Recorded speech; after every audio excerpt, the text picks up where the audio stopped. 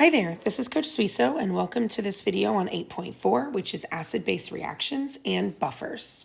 Yesterday in class, you did a POGL over buffers, which gave you a fairly comprehensive view of what buffers are, how they work, why we use them, and how to mathematically solve for many of the things that we're going to be working with when we are working with buffers. The reason I did that POGL before you do this particular lesson is because we're going to start sort of dipping our toes into the water with buffers and looking at scenarios when we combine different acids and bases that would lead us to some sort of buffer solution. And I wanted to make sure you had, again, a good foundation in buffers before we started this. In the POGL, there was a lot of math about buffers that will come more into play in the second half of the unit when we do 8.7s and 8 and 9, and we start doing the Henderson-Hasselbalch and things like that. But again, having that good foundation as we go into this particular unit is really helpful. So just a reminder, since I'm out for these 3 days, what your homework is. Tonight, you'll finish the you do questions for 8.4 and any from, the last few days that you haven't finished. And then remember, your OWL is open and is due tomorrow night at 11:55. Tomorrow in class, your POGL will be due. And you'll also have time in class to finish your you do questions and work on the OWL if you need them.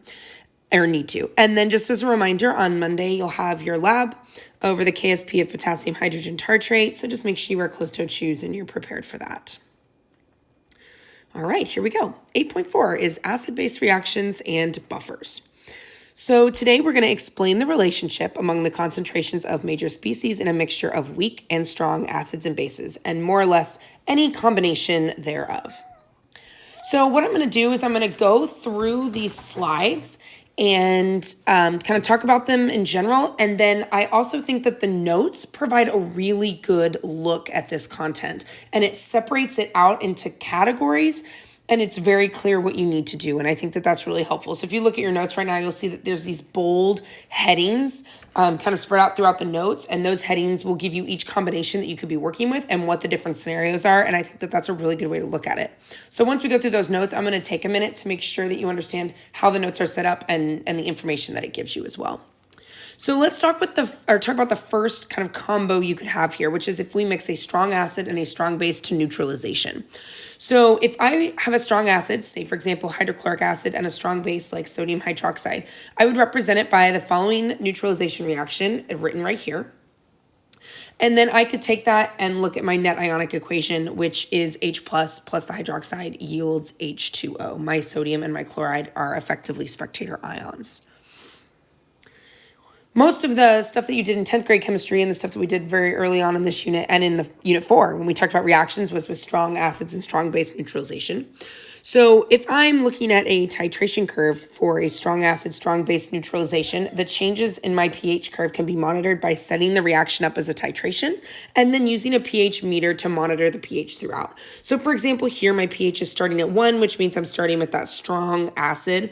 I'm adding NaOH. I reach my equivalent point at 7, and then eventually my pH reaches about 13.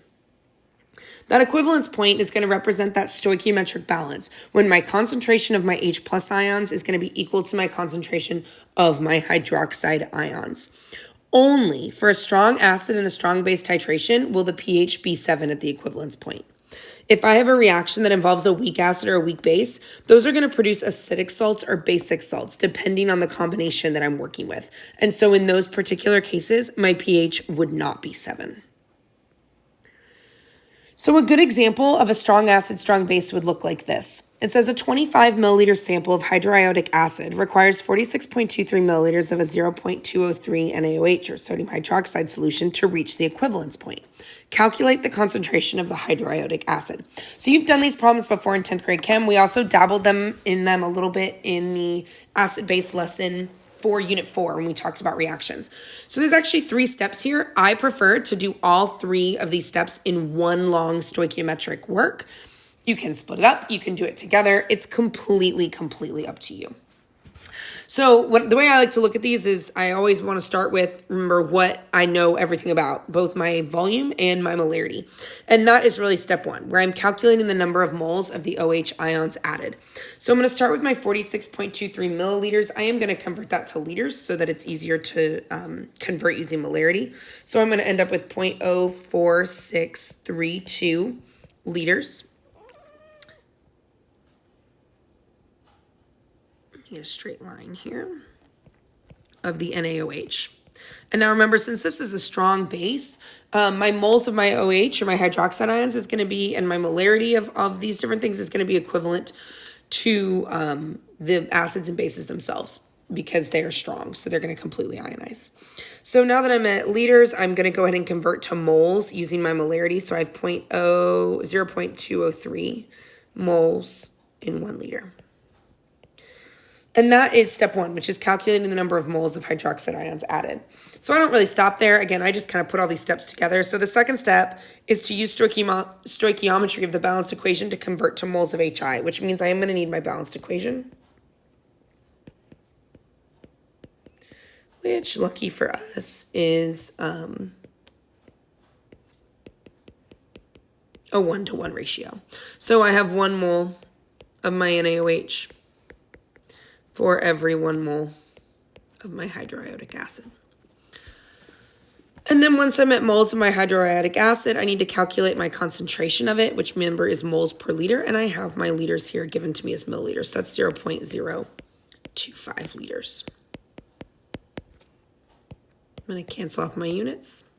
And I end up with my molarity when I work that out at 0.37611, and I've got 3 significant figures, so it's going to be 0.376 molar of hydroiodic acid. And since this is a strong acid, remember I could take that molarity and convert directly to pH because strong acids are completely ionized.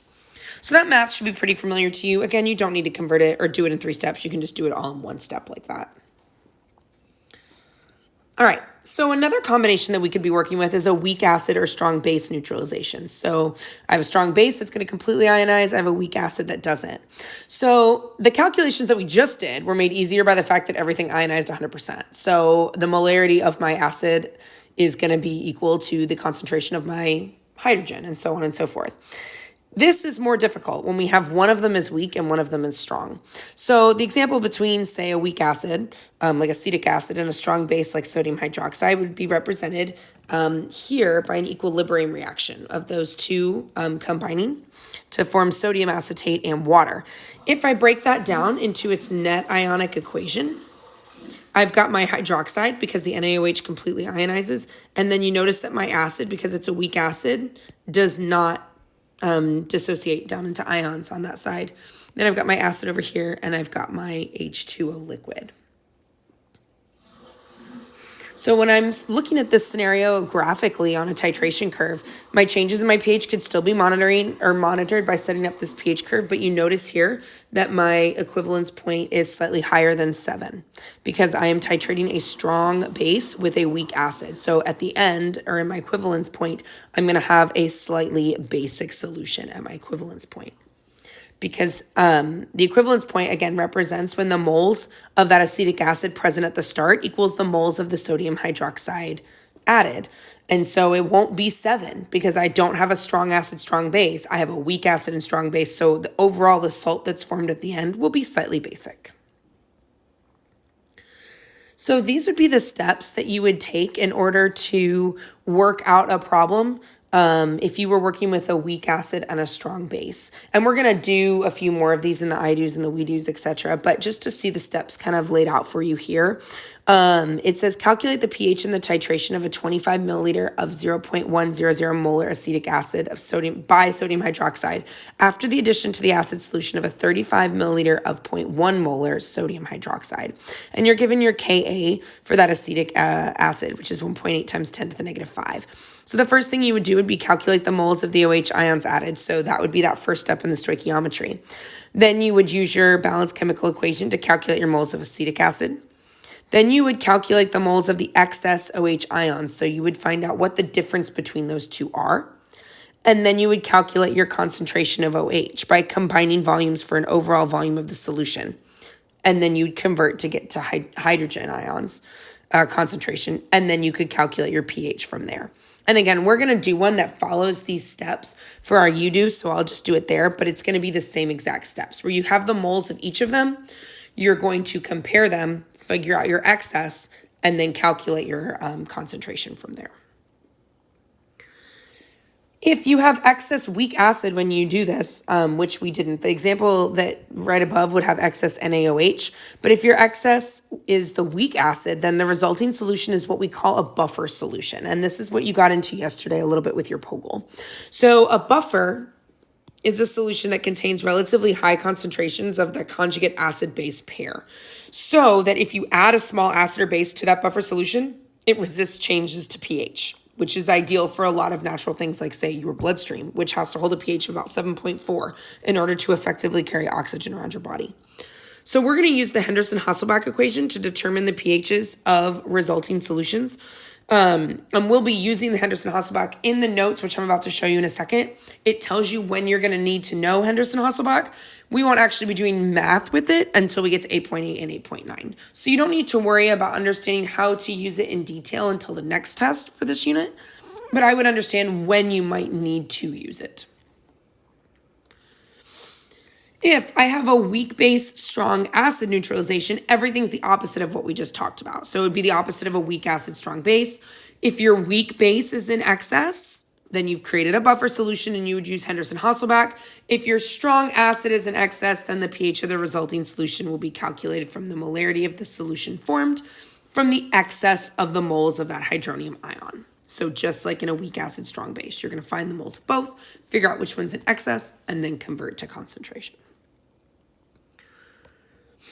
Finally, if we've got a weak and strong equal molar, the reaction at its equivalence point, which means the moles of the acid and base are equal, we're going to learn to calculate for both of those later in this unit. So you don't need to worry about that scenario yet.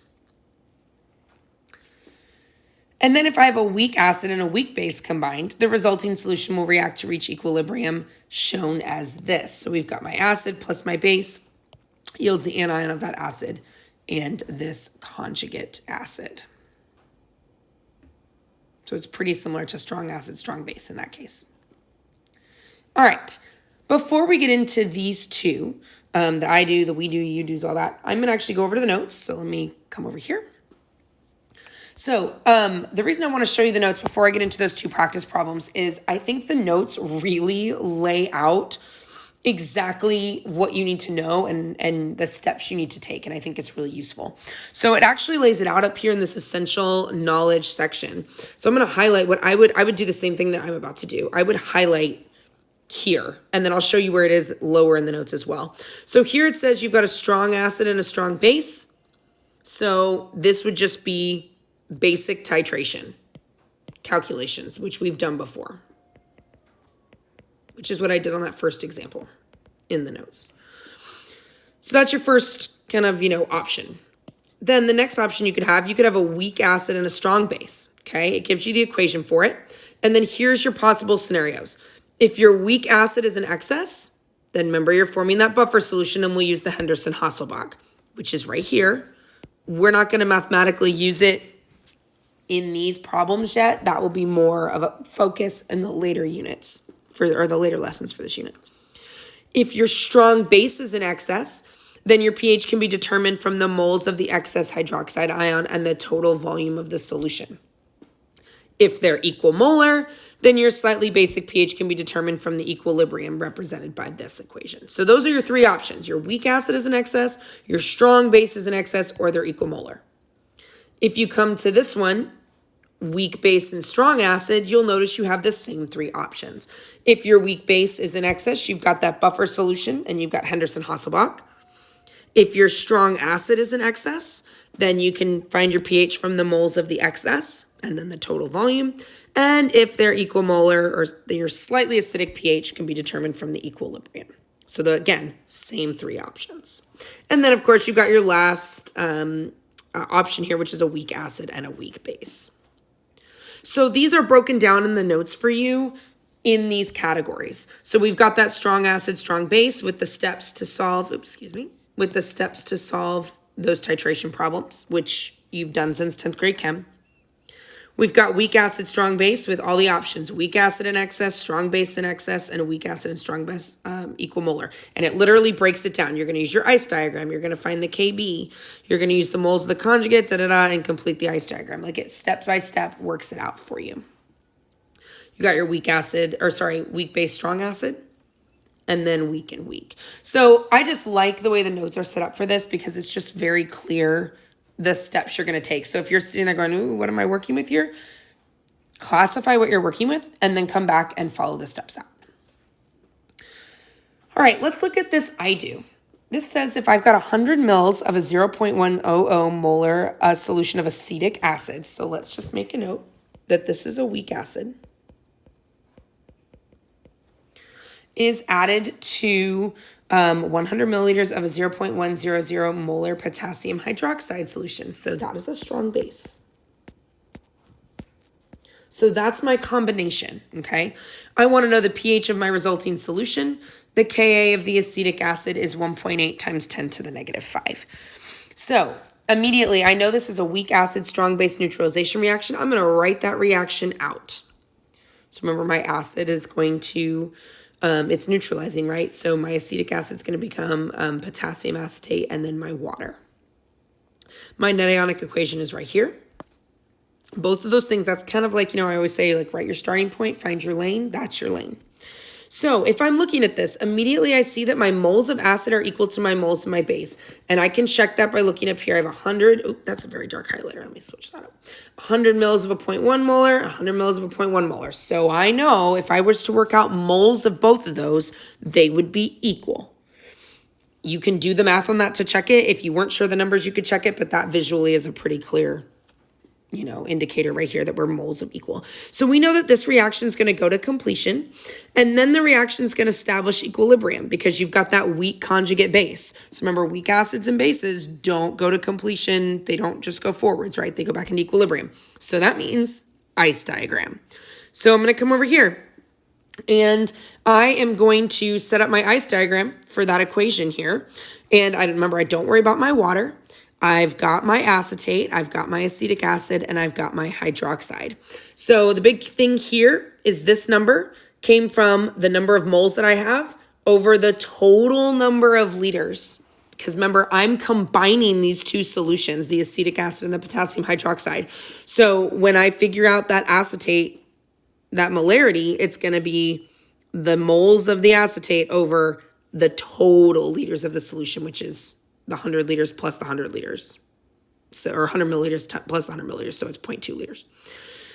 So since this is a base, we've got to find the Kb here, which is going to be, get my highlighter here. Oops, sorry, there we go. Which is going to be Kw over Ka here. So I've got 1.0 times 10 to the negative 14 over that 1.8 times 10 to the negative 5. And this is going to be my Kb, which is 5.6 times 10 to the negative 10th. And remember, we learned that Kb is going to be equal to the reactants over the products over the reactants, just like a normal equilibrium equation. So now that I've done my ice table, I have found my Kb. I just plug everything in and solve the way I always have. So here's my Kb, here's the product of my ice table, and I'm just going to calculate it down till I get my concentration. And then, right here. And then I'm going to take the negative log of it and find my pH. Or POH, sorry. And then I subtract from 14 to get my pH, which is 8.72. So that's a great example to kind of show you how it walks through all of those steps when you have a weak and a strong and they are equal molar. Next, we've got this we do here. So what I would do right now is go ahead and pause the video, see if you can work it out yourself, and then unpause it and determine if you did it right. So give yourself a second, and I'm actually going to work it out for you. So if you want to pause it, and then come back in just a few seconds. All right, so let's see how we did on this particular problem.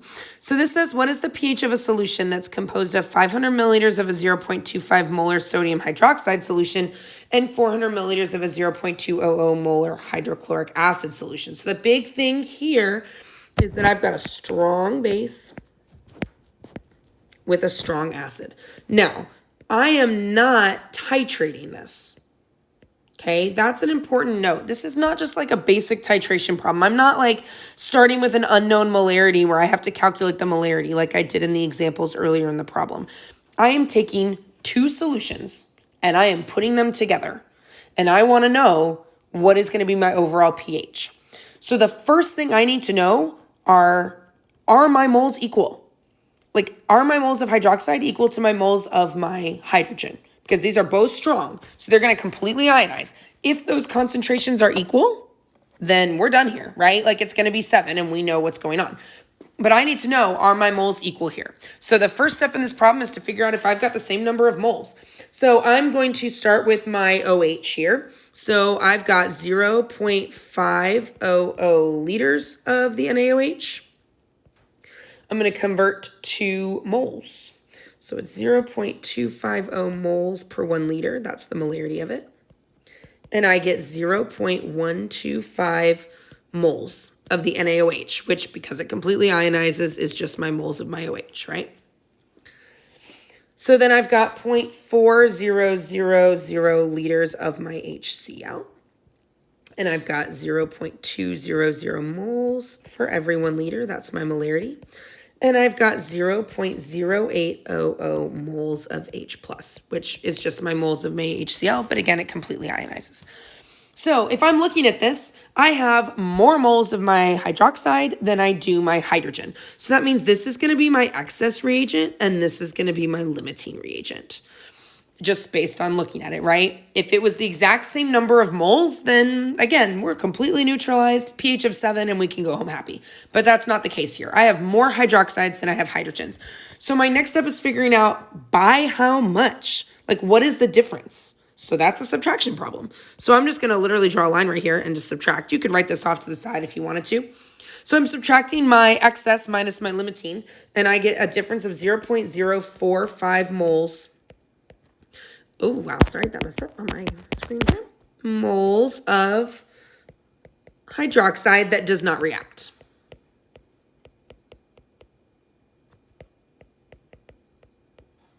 Okay, so that's how much, after I've neutralized all my acid, that's how much hydroxide I have left over. So fantastic. I can find my concentration with that, because remember, concentration is moles per liter. So if I have my moles here, I need to put it over my liters. So 0.045 moles of the hydroxide over my liters. Now remember, I've combined two solutions. I've combined 400 milliliters with 500 milliliters. So overall, I have 900 milliliters in this total solution, which is 0.900 liters. So when I work that out, I get 0.050 molar hydroxide. So that's my concentration of my hydroxide. So to find the pH and POH, so my POH is going to be the negative log of that, which is 0.050, and I get 1.30. And then take 14 minus that to find my pH, and I get 12.70, which makes sense because I'm dealing with strong base here. So my pH will be pretty high because that's what I have left over is just a strong base once I've neutralized the acid with everything I can.